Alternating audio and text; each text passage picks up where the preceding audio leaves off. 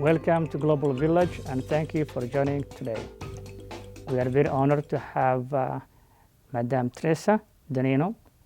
She's superintendent of one of the junior high school in Medicine Hat. Welcome to the program. My pleasure to be here. Thank you for having me. Could you tell us a little bit about your school? Cape School is a public school. As a public school, it receives public funding, and it does not charge tuition. A lot of people believe that we do charge tuition and that we're private. We're not. We're public. So as public school, we have open access. We have been in operation since September '94, when the school began as a private school, and then in '95 we received our first charter. We are one of the first three in Alberta, after the current minister, the minister at the time, Mr. Johnson, brought about the concept of charter school, and they became legal. We have a population of about 215 students at this point in time in kindergarten to grade 9. And we serve a population which we defined as academically capable underachievers. The population presents itself in terms of a wide variety of students, culturally diverse, with a wide variety of skills, talents, and needs. So from gifted and gifted disabled to severe disabilities. The vast majority of our students fall within what sometimes is referred to as average range students and mild moderate needs. However, we strongly believe in individualized teaching, and therefore each of our students is on a personalized learning plan, commonly referred to as IPPs, and each one of them has a particular program and receives the supports he or she needs in whichever way he or she needs it.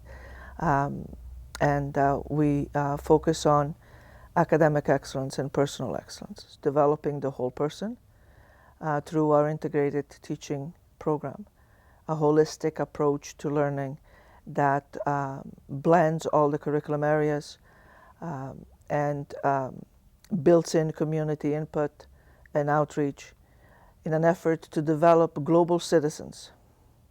Thank you very much. That's well said. As an immigrant coming to this country a long time ago, immigrants always coming every day, and every immigrant has a dream. When you first arrived in Quebec, I believe back then, Yes.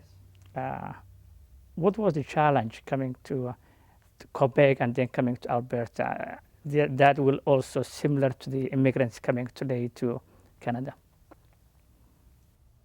I emigrated from a very, very small town, a village of farmers.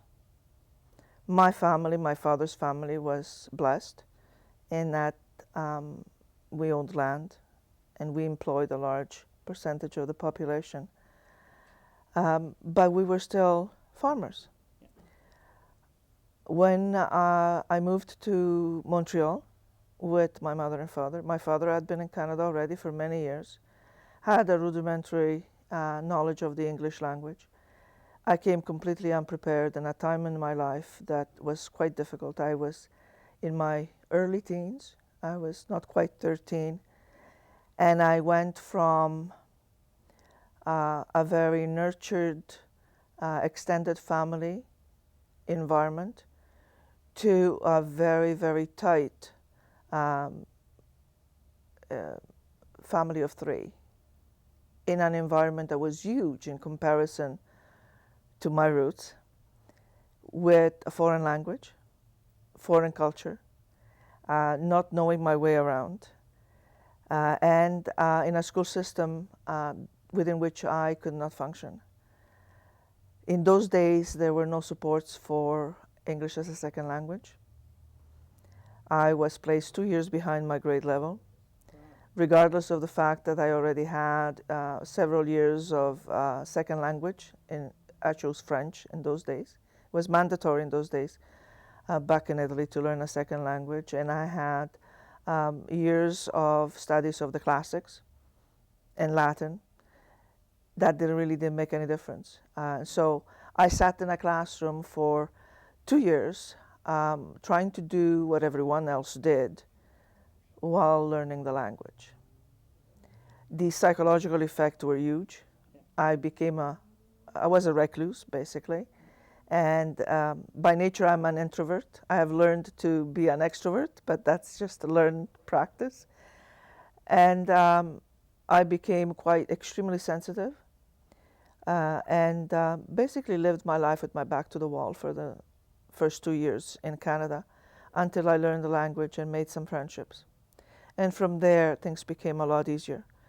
However, as a newcomer to Canada, I did face on a daily basis discrimination, not just on the basis of my culture, but on the basis of my gender as well in many cases, and faced also generalized issues between the immigrant generation and the children of that immigrant population. My father's goal and my mother's goal for me were to become educated, to have a university degree, and have a better life than they did, which I do believe is the dream of every immigrant, if not for themselves, for their children. My father's goal in life was to work hard, look after his family, pay his house as quickly as possible so he could be debt-free, and his one pleasure was to buy himself a new car every 5 or 6 years and pay it cash, not debt. Again, I do believe that that is a trait of immigrants. However, the immigrant and the immigrant culture, the immigrant experience enriches the population, because of the diversity. I like to think of it as, for example, making a stew where all sorts of vegetables and meats are put in, and if the stew is cooked well, you have all these flavors that blend, and yet you can still taste each one of them, and each one of them contributes to the magnificent dish. And that's the way I see our culture in Medicine Hat. When I first came, that diversity was not that much there and not so evident. But then it grew, and we, just like our school, Medicine Hat has representatives and people from all over the world, which makes our whole experience so much richer. We all benefit from that. No, thank you, Teresa. The coming from a family that values education, every family's dream, immigrant's dream, is to have their children better life in Canada. What would you advise, for example, for the parents to get involved for the education of the children, for the benefit of the children to have developed their education further? I can speak to that in general terms, and then I can be a little bit more specific about my position on integrating the newcomers or the various cultures within a school. I do believe that parents need to feel welcomed in the schools, and they need to feel valued and respected and a part of the education of their children. If the school can reach out through whatever means and bring that perspective to the parents, they are more highly engaged. They are more likely to be engaged, I should say, in the school life of their children, and that will also affect positively the life of the whole school and every child in there. So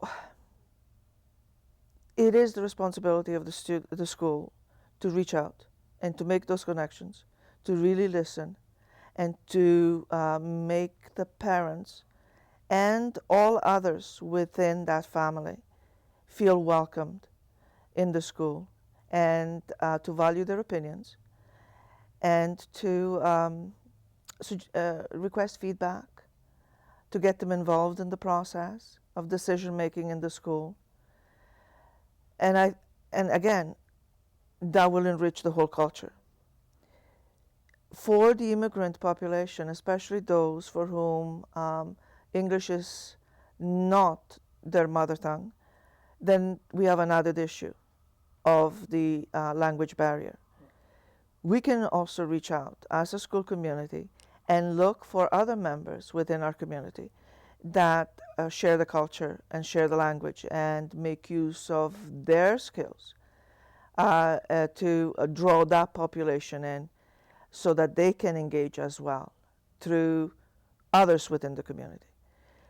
So it is incredibly possible. It's not only possible, it's something we absolutely need to do to engage all members of our community in the life of the school. The goal in my mind is to have a community of learners, continuous learners, lifelong learners that goes beyond the walls of the school, that reaches out into the homes and to the extended families and into the Medicine community as a whole. No, that's very true indeed, Madam.